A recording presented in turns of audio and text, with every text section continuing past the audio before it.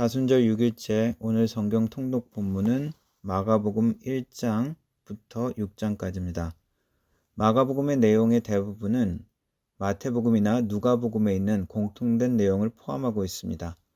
그러면서 다른 복음서에 비해서 분량이 짧고 내용 전개가 빠르게 되어 있습니다.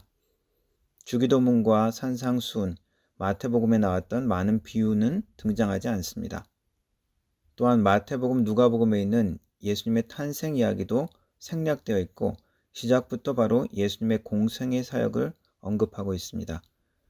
마태복음이 구약을 잘 아는 유대인을 대상으로 쓰여졌다고 한다면 마가복음은 좀 더 보편적인 사람들, 로마인들을 위해 쓰여졌다고 할 수 있습니다.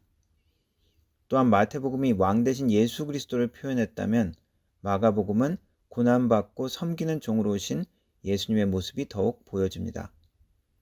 마가복음의 구성은 1장부터 8장까지가 초반부라고 할 수 있고 그 배경은 갈릴리입니다. 1장은 요한의 세례와 광야의 시험을 시작으로 예수님의 공생의 사역이 시작하는 내용입니다.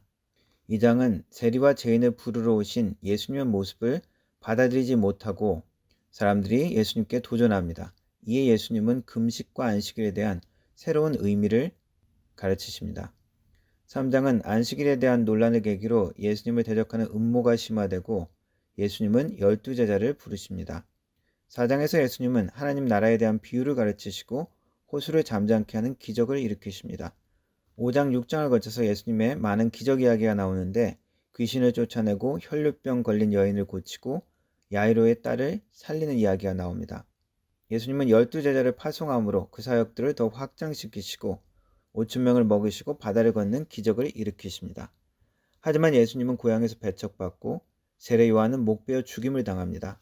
초기에 이러한 갈등과 배척받는 이야기는 후반부에 심각한 갈등 그리고 예수님의 십자가로 연결되는 이야기의 그림자, 복선 같은 역할이라고 할 수 있습니다. 특별히 마가복음을 읽다 보면 메시아닉 시크릿이라고 하는 부분이 두드러집니다. 기적을 일으키시는 장면에서도 예수님은 자신의 신분을 밝히지 못하게 하십니다. 귀신에게도 입을 다물게 하고 베드로의 메시아 고백에 대해서도 아무에게도 말하지 말라고 경고하십니다. 여기에는 몇 가지 이유가 있습니다.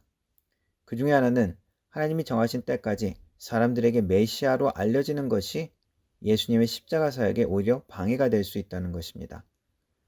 사람들은 기적을 체험하기도 하고 예수님의 말씀을 듣기도 하지만 자신의 생각대로 메시아를 해석하고 자신의 방식으로 받아들입니다. 그러면 오히려 하나님의 일에 방해가 된다는 것입니다. 하나님보다 앞서서 내 뜻을 하나님의 뜻이라고 우기기도 하는 것이 사람들의 경향입니다. 그래서 항상 말씀을 대하면서 주님의 뜻 앞에 우리의 세상적이고 인간적인 생각을 내려놓을 수 있도록 기도해야 할 것입니다. 오늘도 말씀을 대하면서 겸손히 순종하는 자세로 말씀 앞에 마음의 귀를 기울이는 시간이 되기를 바랍니다. 그렇게 할 때 우리는 말씀 가운데 고침을 받고 새로워짐을 얻을 수 있을 것입니다. 기도하겠습니다.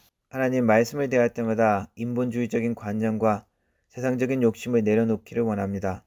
주님의 뜻과 계획 앞에 우리의 인간적인 지혜와 한계를 고백할 수 있도록 도우시고 주님의 도움을 의탁합니다. 겸손한 마음으로 주님 앞에 나아갑니다. 하나님의 말씀으로 우리를 고치시고 우리가 새로움을 입을 수 있도록 도와주옵소서.